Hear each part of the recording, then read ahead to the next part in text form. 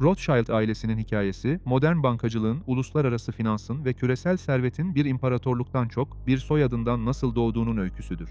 Bu destan, 18. yüzyılın ortalarında Almanya'nın Frankfurt şehrindeki Yahudi gettosunun Judengasse dar sokaklarında başlar. Hikayenin kurucusu Mayer Amschel Rothschild, doğum 1744, ölüm 1812, bu dar ve ayrımcı ortamda dünyaya geldi. Aile adını gettodaki evlerinin üzerinde asılı olan kırmızı kalkandan Almanca'da Rothschild almıştır.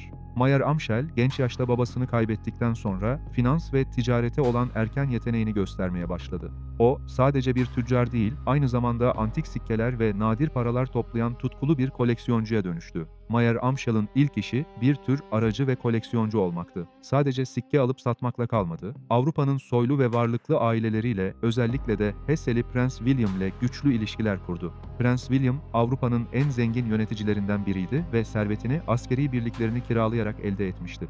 Mayer Amschel'in titizliği ve dürüstlüğü onu prensin güvenilir mali ajanı ve danışmanı haline getirdi. Bu ilişki ailenin ileride kuracağı küresel finans ağının temelini attı.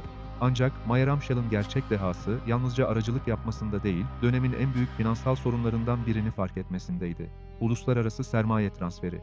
O dönemde Avrupa'da para göndermek yavaş, riskli ve son derece pahalıydı. Mayer Amschel bu sorunu bankalarla değil, ailesiyle çözmeye karar verdi. En büyük stratejik hamlesi 5 oğlunu Avrupa'nın 5 kritik finans merkezine göndermek oldu. Bu hamle, Rothschild armasındaki 5 ok ile simgelenen stratejinin ta kendisiydi. En büyük oğul Amschel Mayer Rothschild, Frankfurt'ta kalarak ailenin merkezi sinir sistemini yönetti. Kardeşler arasındaki para ve bilgi akışı buradan kontrol ediliyordu. Salomon Mayer Rothschild, Viyana'ya gönderildi ve Habsburg İmparatorluğu'nun mali işlerini üstlenerek imparatorluğun ana finansörlerinden biri haline geldi. Nathan Mayer Rothschild, Londra'da dönemin en dinamik finans piyasasına yerleşti. Özellikle savaş dönemlerinde sağladığı finansmanla ailenin en güçlü figürlerinden biri oldu. Karl Mayer Rothschild, Napoli'de İtalyan krallıklarının mali yapısını finanse ederek Rothschild etkisini Güney Avrupa'ya taşıdı. Ve James Mayer Rothschild, Paris'te Fransa Kraliyeti ve hızla yükselen sanayinin finansmanını üstlenerek ailenin Batı Avrupa'daki gücünü pekiştirdi. Her bir kardeş, bulunduğu şehirde bağımsız bir finans evi kurmuştu. Ancak aralarında tam bir işbirliği, sürekli bilgi paylaşımı ve hızlı sermaye transferi vardı. Bu sayede para, bilgi ve güven, kıta genelinde benzeri görülmemiş bir hızla hareket edebiliyordu. Bu ağ, kendi döneminde sessiz ama köklü bir finans devrimi yarattı. Rothschild ailesi için en büyük sıçrama tahtası, Napolyon Savaşları 1803 ile 1815 yılları arasında oldu. Bu dönem, Avrupa'nın en büyük askeri ve finansal kaosu yaratırken, aynı zamanda ailenin deha ve organizasyon yeteneğini sınayacak bir ortam sundu. Mayer Amschel'in 3. oğlu Nathan Mayer Rothschild bu dönemin en kilit figürüdür. Nathan 1790'ların sonunda babasının önerisiyle tekstil tüccarı olarak İngiltere'ye gitti. Kısa sürede sadece tüccarlıktan bankacılığa geçiş yaptı ve Rothschild ile Sons Bankası'nı Londra'da kurdu. Londra o dönemde hızla küresel finansın merkezi haline geliyordu ve Nathan bu devrimin kalbine yerleşti. Nathan Mayer, Napolyon Savaşları sırasında İngiliz ordusuna borç verme ve altın transfer etme konusunda kritik rol oynayarak ailenin servetini katladı. İngiltere, Napolyon'a karşı savaşan müttefiklerini finanse etmek zorundaydı ve bu fonların altın olarak kıta Avrupa'sına gizlice transfer edilmesi gerekiyordu. Nathan Rothschild bu zorlu görevi üstlendi. Ailenin kıta çapındaki güvenilir ve gizli ağı sayesinde Nathan İngiliz hükümetinden aldığı fonları kardeşlerinin Frankfurt, Viyana ve Paris'teki evleri aracılığıyla savaş bölgelerine ulaştırdı. Bu süreç, Rothschild ailesini sadece borç veren değil, aynı zamanda savaşın lojistik ve finansal omurgası haline getirdi. Ailenin efsanevi zekasının ve bilgi üstünlüğünün zirvesi Waterloo Savaşı 1815 oldu. Söylentiye göre Nathan Rothschild, resmi habercilerden saatler önce kendi özel posta güvercinleri ve kuryeleri aracılığıyla Wellington'ın Napolyon'u yendiği haberini aldı. Haber Londra borsasına ulaştığında Nathan'ın borsadaki davranışları büyük bir paniğe yol açtı. İnsanlar onun İngiltere'nin kaybettiğine inandığı sonucunu çıkardı. Borsa çökerken Nathan gizlice İngiliz devlet tahvillerini korkunç derecede düşük fiyatlardan topluyordu. Resmi haber geldiğinde tahvillerin fiyatı fırladı ve Nathan Rothschild bir günde muazzam bir servet kazandı. Bu efsanenin bazı kısımları tartışmalı olsa da Rothschild'lerin bilgi üstünlüğü ve savaş sırasındaki finansal hamleleri onların servetlerini katlamada kilit rol oynamıştır. Napolyon Savaşları'nın sonunda Rothschild ailesi Avrupa'daki en büyük finansal güç haline geldi. Sadece hükümetlere borç vermekle kalmadılar. Büyük demiryolu projeleri, madencilik ve sanayi devrimini finanse etmeye başladılar. Artık onlar sadece tüccar değil, Avrupa'nın bankacılarıydı. Aile 1822 yılında Avusturya İmparatoru tarafından baron unvanıyla ödüllendirildi. Bu, Yahudi bir aile için o dönemde eşi benzeri görülmemiş bir onurdu. 19. yüzyılın ortalarında Rothschild ailesi Avrupa'nın sadece finansal değil, aynı zamanda siyasi ve diplomatik sahnesinde de kilit bir rol oynamaya başladı. Beş kardeşin kurduğu ağ, finansın ötesinde bir uluslararası istihbarat ve diplomasi kanalı haline geldi. Rothschildler, İngiltere, Prusya, Avusturya, Fransa ve İtalyan krallıkları gibi büyük güçlerin savaşlarını ve barışlarını finanse etti. Bu, onlara hükümetler üzerinde büyük bir nüfuz sağladı. Bir hükümetin finansal sağlığı veya kredi derecesi, büyük ölçüde Rothschild ailesinin o hükümete olan güvenine bağlıydı.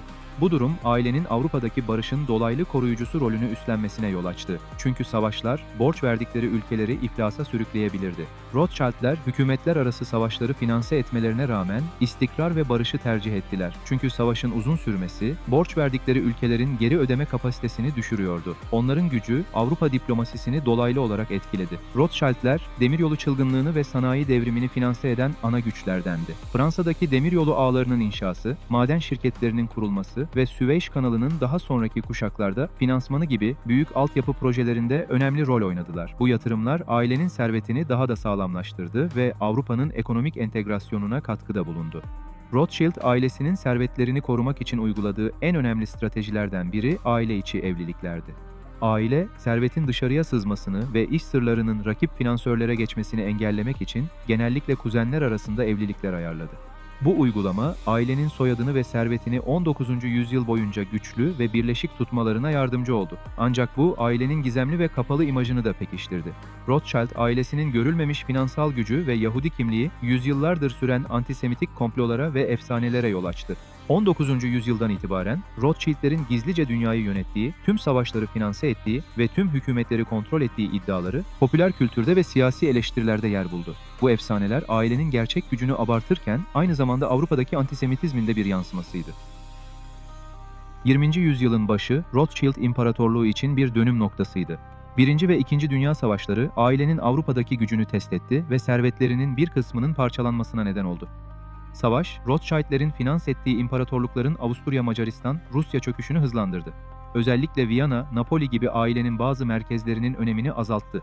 Savaş, borç piyasalarını değiştirdi ve Amerika Birleşik Devletleri'nin küresel finans sahnesine çıkışını sağladı. Artık tek uluslararası finansör Rothschildler değildi. Karl Mayer'ın kurduğu Napoli Finans Evi, İtalyan birleşmesi ve siyasi istikrarsızlık nedeniyle 1860'larda kapandı. Salomon Mayer'ın kurduğu Viyana Evi, 1938'de Nazi Almanyası'nın Avusturya'yı ilhak etmesiyle yağmalandı ve sona erdi. Bu, ailenin servetinin ve Avrupa'daki gücünün ciddi bir parçalanmasıydı.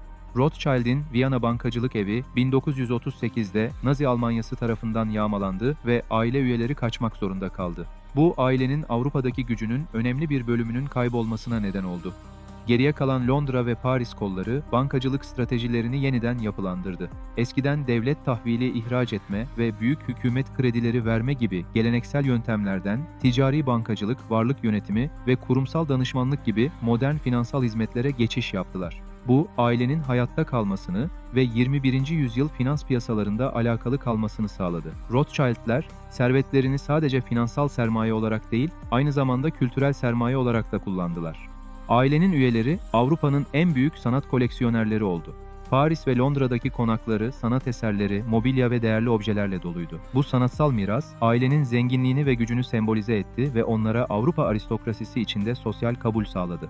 Aile üyeleri 19. yüzyılın sonlarından itibaren Siyonizm hareketine ve daha sonra İsrail Devleti'nin kurulmasına önemli ölçüde destek verdi. Özellikle Edmond de Rothschild Paris kolundan Filistin'deki Yahudi yerleşim yerlerinin kurulmasına ve tarımsal kalkınmaya büyük fonlar sağladı. Bu, ailenin Yahudi halkının kaderindeki tarihsel rolünü pekiştirdi. 21. yüzyılda Rothschild ailesi, geleneksel petrol veya sanayi devlerinin aksine ağırlıklı olarak finansal danışmanlık, varlık yönetimi ve lüks emlak sektörlerinde varlık göstermektedir. Ailenin serveti, yüzlerce torun arasında dağılmış olsa da soyadı ve etkisi küresel finans dünyasında hala güçlüdür.